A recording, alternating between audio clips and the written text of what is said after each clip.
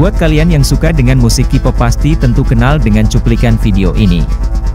Tidak lain dan tidak bukan ini adalah Blackpink, yaitu girl band asal Korea Selatan yang beberapa bulan lalu menyelenggarakan konser di Gelora Bung Karno. Grup musik ini memang memiliki banyak penggemar terutama generasi milenial yang tidak hanya di negara Indonesia, melainkan di seluruh dunia. Nah, kira-kira apa pengaruh konser Blackpink terhadap pemilu maupun Pilpres 2024 nanti, jika dilihat dari antusias tokoh maupun parpol yang tidak ketinggalan ikut menyaksikan konser Blackpink tersebut. Minfo Jurnal Politik coba mengulas antusias politisi dan efek elektoral di balik konser Blackpink di Indonesia yaitu sebagai berikut.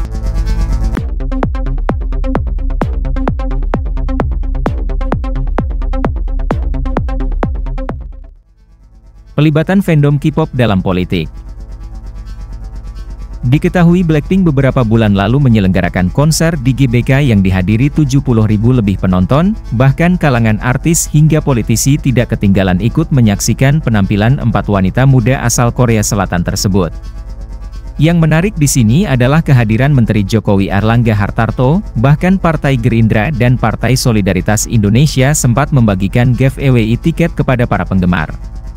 Padahal jika dilihat dari usia politisi ini cocok jadi ayah atau kakek dari member Blackpink ini. Sudah tentu tidak lain dan tidak bukan ini untuk mencari simpati suara milenial yang sebagian besarnya adalah penggemar Blackpink.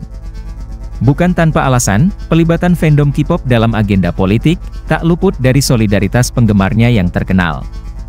Umumnya, para penggemar membuat tagar atau trending topik di Twitter untuk mempromosikan grup idol dan musiknya.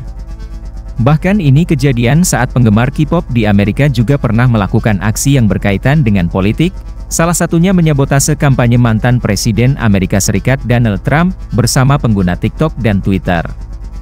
Kondisi tersebut membuktikan fandom K-pop tidak hanya berdampak ketika mendukung idola mereka, tetapi juga sangat konsen dengan isu sosial dan politik. Hal ini yang kemudian menggerakkan politisi untuk melibatkan penggemar K-pop dalam agenda politiknya. Sebelum Gerindra dan PSI membagikan tiket konser Blackpink, pada tanggal 27 Agustus 2022, Partai Amanat Nasional lebih dulu mengundang salah satu grup boyband terkenal asal Korea Selatan yaitu Astro. Dan tak ayal hal ini kemudian membuat agenda rangkaian Rakernas ini ramai dipenuhi oleh ratusan bahkan ribuan fans dari boyband K-pop tersebut.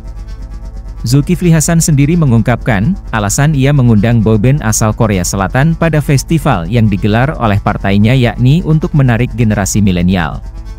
Apakah kalian setuju atau tidak, dalam kaitannya dengan politik, K-pop atau budaya korsel lainnya seperti K-drama memang memiliki signifikasi politik yang kuat. Bagaimana tidak, K-pop telah dijadikan sebagai suatu alat atau sarana untuk memperkuat posisi politik korsel di internasional. Efek elektoral penggemar K-pop. Fenomena K-pop ini ditafsirkan sebagai momentum psikologis yang membuat individu meningkatkan wacana politik dalam pemilu 2024 melalui K-pop atau hal-hal yang sedang mendapatkan perhatian banyak orang. Artinya, momentum demam K-pop tersebut secara tidak langsung dapat dinilai memiliki signifikasi yang kuat khususnya untuk dimanfaatkan dalam mengais popularitas politik jelang pemilu 2024.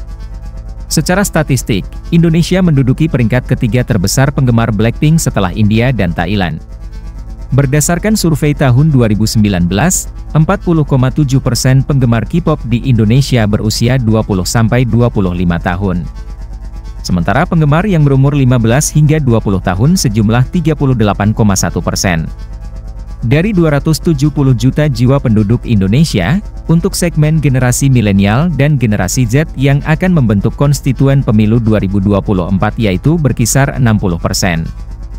Dengan kata lain, penggemar K-pop di Indonesia merupakan pemilih potensial yang memiliki pengaruh signifikan terhadap tingkat keterpilihan di pemilu dan Pilpres 2024 nanti.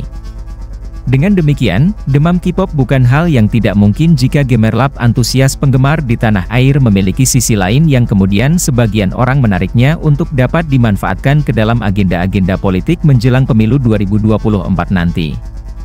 Dalam kaitannya dengan kegiatan bagi-bagi tiket konser Blackpink oleh Gerindra dan PSI sekaligus tajuk Festival Partai Amanat Nasional, ini mungkin dapat dimaknai sebagai langkah komunikasi politik melalui manajemen kesan guna menggambarkan bahwa partai-partai ini adalah parpol yang terkesan dapat mewadahi salah satu keinginan masyarakatnya, dalam hal ini K-pop. Atas dasar tersebut, bukan tidak mungkin apabila K-pop menjadi tombak utama dalam manajemen kesan yang diciptakan untuk dapat mendulang suara milenial khususnya dalam menghadapi pemilu 2024. Itulah ulasan Minfo Jurnal Politik terkait fenomena K-pop dan pengaruhnya terhadap pemilu 2024 nanti. Bagaimana pendapatmu? Apakah punya pengaruh dalam menaikkan elektabilitas seseorang? Jika iya, apa mungkin akan ada grup musik K-pop yang akan dilibatkan pada kampanye pemilu atau pilpres nanti? Jawab di kolom komentar di bawah ini.